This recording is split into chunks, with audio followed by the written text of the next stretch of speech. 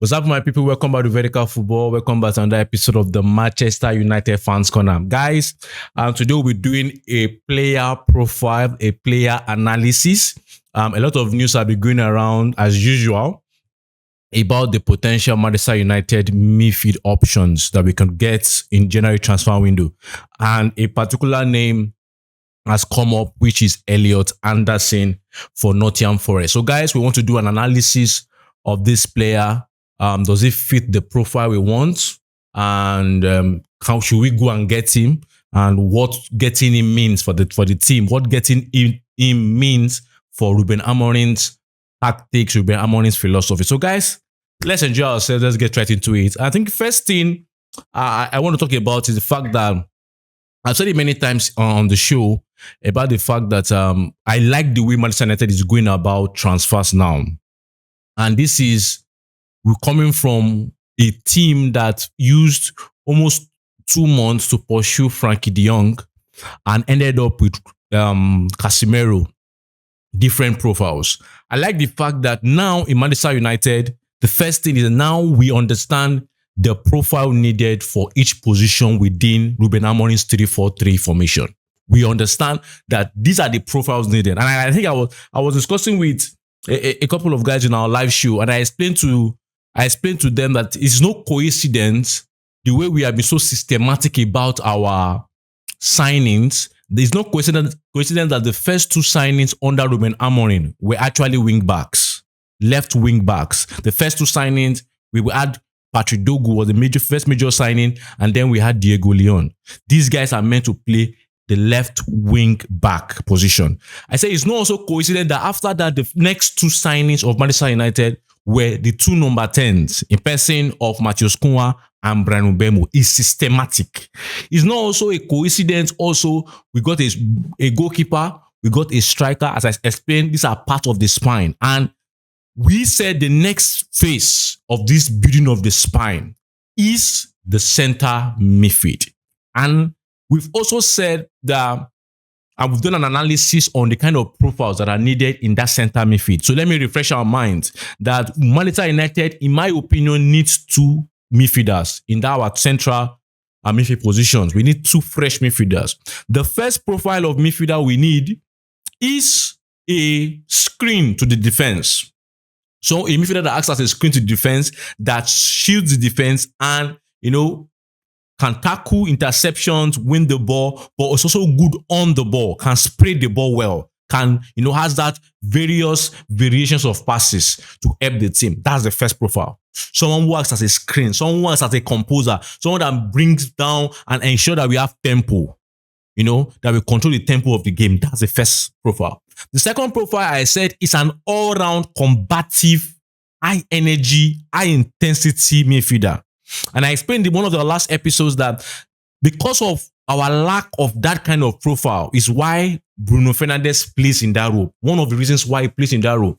And so moving forward, we need to have these 2 profiles. Getting these 2 profiles of midfielders in our team will ensure that the spine is truly and truly complete. And so when I found out that there's a particular name of Elliot Anderson, because I'm not someone that likes to analyze every player we are linked to, because you guys know as Manchester United, we are linked to numerous kinds of players. But it's a fact of the players we are linked to now, do we see them fitting into what we need? That's the first thing. It's not about how beautiful the player is. A player can be beautiful in another team, but does he fit into the profiles we actually need? And that's why I'm so excited to talk about Elliot Anderson. First of all, I feel that's the first part, identification of a profile. And that's what we have improved upon. We're not going from de Jong to Casemiro. That's like 2 ends of the spectrum. Going for a deep line midfielder. First of all, you didn't get him. Now going for a destroyer. We're not doing that anymore. We know the profile we want.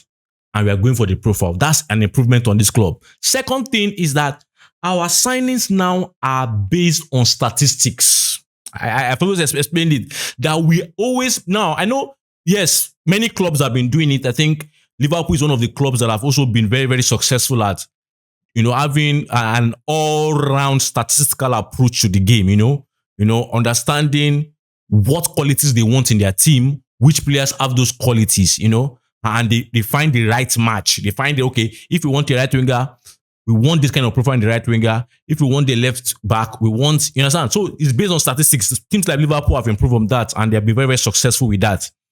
Manchester United is just coming into that stage. And when you look at the likes of the head of statistics that have been brought in, I think from Formula One, this is Sansoni also, you look at those kind of additions to the back room, it shows us that we are a team now focusing on statistics. And I feel when I did my analysis of Elliot Anderson and I compared the statistics with the statistics of Carlos Baleba, because when I look at his profile, I understood Elliot Anderson would be brought in to fill the role of the all-combative, high-intensity, all-rounder midfielder in front of the guy that acts as the screen, right? That all-round, where Bruno Fernandes is playing currently. That is the role that Elliot Anderson would most likely fill based on the way I saw him play. And then I said, okay, I've watched this guy. Let me go and check the stats.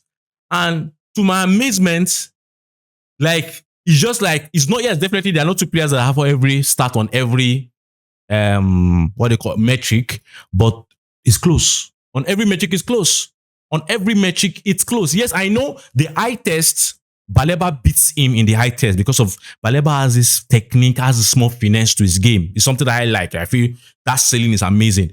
But on stats, the view, eye test, I can see this guy, I know why we are going for him. I see he fits into one of the midfield roles that we want. I see their intensity. I see the push. I see the progression. But when I go to the stat, I see also that the stat is also telling me a story that my eye is telling me, and I'm like, amazing. These are the kind of players I want to review. These are the kind of players I want to analyze. Players that are not just names that are flying all around, but are players that really, really fit into what we want in this club. And I feel United has made those two major improvements, and I hope we continue with that in terms of now it's based on, first of all, we understand the profiles we want. Number two, we understand the statistical part of the game, and we are going by statistics. And I feel when you understand the profile that the eye test can prove, and you understand the statistics that data also can prove, I feel you get the perfect match. And I feel to me, that's the two ways, two major ways to select a good player. And I feel I'm very, very excited to analyze this guy. So first of all, I think about this game, what does Elliot Anderson bring to this game? I think at first glance, you see the energy, not just the energy alone, but you see the acceleration in his game. You see the fact that this guy, has the ability to push a team forward, to drive a team forward. And I think that's one of the major things that I want Kobe Mainoo to improve in his game if he wants to play in that center of the park, in sense of, yes, I know Kobe Mainoo, as I said earlier many times, Kobe Mainoo is meant for a much more dominating side. And maybe we can get to that level quite very quick enough. But the fact is that currently what we need is a midfielder that's for the all-rounder midfielder, someone that collects the ball and pushes us forward. Someone that gives that box-to-box midfielder that drives the team forward. That does, all of a sudden pushes us forward. It's not just someone that takes many touches, someone that actually carries the ball and pushes forward. And I feel that is what Elliot Anderson brings. I think when you look at the ball progression stats, even for the eye test, you see that this is what he brings. You see his passes, the volume of the passes at the final third, in the opposition half. You see those kind of things, and I feel like, yeah, clearly the eye test is proving this, that he has the ability to push. Is that vertical link to the team, vertical link to the team. It's not sideways, it's just penetrating, pushing with intensity, with drive. And I think that's what we need, because you have amazing players up front. And when you have that midfielder that can pick the ball and push, and I think Baleba also clearly could do that. And that's why I feel Anderson is like, in the way they're looking at it, if they don't get Baleba, which is their first choice, I feel this is the second person on their list, and it's primarily proven. He's primarily proven. He understands the league. He's a young boy, almost the same age with Baleba, even the same height with Baleba. So I feel they've done their statistical analysis to the end. They've dotted the I's, the slash in their T's. They dotted their I's and they slash their T's, and I feel this is amazing. So he has the ability to push forward. He has piercing passes. I saw some statistics about, because we also have to look at statistics to understand what is he doing in the league, right? I saw the passing, the eye test, but I also saw the statistics about the fact that this guy had as at, I think, September 8th, right? Before the introduction of Ange Postecoglou, which I'm still going to review how he plays under Postecoglou. But before Postecoglou came in, when he was still under Nuno Espirito, he found out that he had the same amount of piercing passes into the opposition side that Bruno Fernandes had. I think that was around 5 or so. I think maybe that's after maybe the first 2 or 3 games. The highest amount of piercing passes. You also see that this guy had, as at that moment, he had the highest number of touches than any midfielder in the league. So he's not just someone that is scared of the ball. He's not someone that is scared of the ball. He's someone that, can push with the ball. He's someone that's not also afraid to have the ball and touch the ball. And I feel this is the all-round kind of midfielder we need in that place. And I feel it's amazing. I feel it's amazing. The intensity, the piercing passes, the drive, pushing the team forward, the touches, I feel it's really amazing. Another thing I see, because all I've been saying, it's pushing forward, right? And definitely, you don't just want a midfielder that pushes forward. Because when you're playing a 2-man midfield, as I've explained, the Kante rule, you also want someone that is also a beast, in the defensive aspect of things. I've analyzed that this rule is I want to call it the Kante rule for United. We need a Kante. And I look at the stats as at that same 8, which I'm still going to analyze further in next episode, when I see how the pattern of play develops under Postecoglou. I see that Postecoglou is trying a lot of midfield combinations. So I will keep scouting the guy to understand how he plays and how he's adapting, what are his numbers, what are the metrics, what is the eye test saying about him. But what I've seen up until Nuno Espirito was sacked was the fact that this guy had the most dwells. And this guy, I'm telling you, the percentage of dwells compared to other midfielders is really high in the Premier League. The most dwells, the most tackles, and yourself, that it's among the most tackles. And you know what Espirito was doing at Nottingham Forest. You see the fact that this was a transition-based team, and when you bring a midfielder like that from Newcastle to Nottingham Forest, Newcastle is high intensity, aggressive football, and you bring him to Nottingham Forest to play transition football. So you know what you are getting. You know the kind of profile you are getting. You know the kind of footballing culture he left to where he is currently. And you see that this is a footballing culture that turns defense to attack quickly. And I feel that's what we need in that profile. We need someone that is good defensively, someone that is good in pushing us forward to attack. And I feel that's amazing. Really, really, really amazing. Now, so another part of his game is the fact that I've seen different midfield combinations in Nottingham Forest. I've seen him play in a double pivot. I've seen Sangare be a single pivot, while him and another midfielder, are up there, even though the rule most of the time is still the same in terms of driving the team forward. I'm trying to play at the final end. And it's also comfortable, as I said, on the ball. So it really fits a lot of things. But there's a part of his game also that I am looking at that is also another plus, but I'm looking to see how it develops. Is the fact that I watched clips of the game against his debut in the English national team under Thomas Tuchel, and when he was playing the double pivot with Declan Rice, right?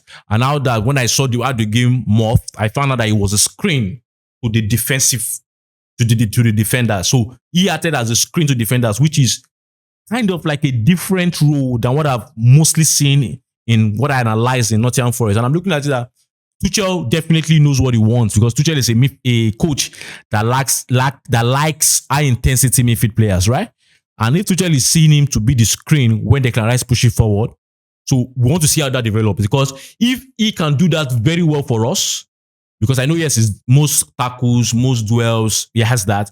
But if he can be that disciplined to maintain his position, he's a young boy, can learn, I feel it would be a double-edged sword for United, in the sense of he can feel, both of those midfield positions we need. So I think what we'll just be looking about is the variation of his passes, which I believe he can improve upon, in terms of, yes, I know the pushing forward is there. I know the touches are there, but also I want to understand the variation of his passes. I think that's something that if he's going to play as the shield to the defensive line, as the screen to the defensive line, he needs to be able to have the variation of passes, shots and long, which I believe he needs to improve on that aspect. But he's a young boy. I think he's around 21, 22 years. So I think there is really, really more to see. So I think this is my first analysis on Elliot Anderson, and I'm happy that I can come here to analyze a midfielder where I see that the profile matches the profile we want, because now it's about profiles. This is a system manager, as I keep saying it, and system managers are addicted to the profiles. And so for them to be successful, you get them the profiles. And I feel when I'm seeing what we are getting in terms of, as I said earlier, the wing backs, the number 10s, and we are getting this profile, I'm happy, really, that this is a player that I can really see. Yes, I know it might not be the first choice for United, obviously, because Baleba is the first choice. But also look at the amount that Brighton is calling. And definitely you need that role as soon as possible. We are suffering because we don't have that role. We are suffering because people have clamored also for Bruno Fernandes to push forward. And I feel once Anderson comes in, depending on how we want to quickly include him, and depending on how he can play as a screen to defensive line. If he's not playing as a screen to defensive line, then he can just quickly stay there. Maybe Bruno pushes forward. Maybe. So the coach has different options on how to use Bruno, not just where Bruno is being used, because somebody needs to feel there, and that person needs to be high intensity and very, very intelligent and all around. So guys, these are my opinions on Elliot Anderson. I know this was the first level. We keep analyzing him and we keep following the story as it develops. But guys, let me have your opinion on the boy. What do you think about him? Do you think he's a right fit for United? He's Premier League proven, definitely. So he fits, what we're looking for in terms of Premier League proven players. So guys, help me analyze what you see about him. And if there are any midfielders you feel fit the two profiles we need in the midfield that's available out there, just DM us. We will analyze it and we'll bring it to you as usual. So guys, thank you very much for sticking with me. I remain my humble self, Shegun. Please don't forget to like, don't forget to subscribe, and most importantly, guys, don't forget to share this amazing video. Until I see you next time. Bye.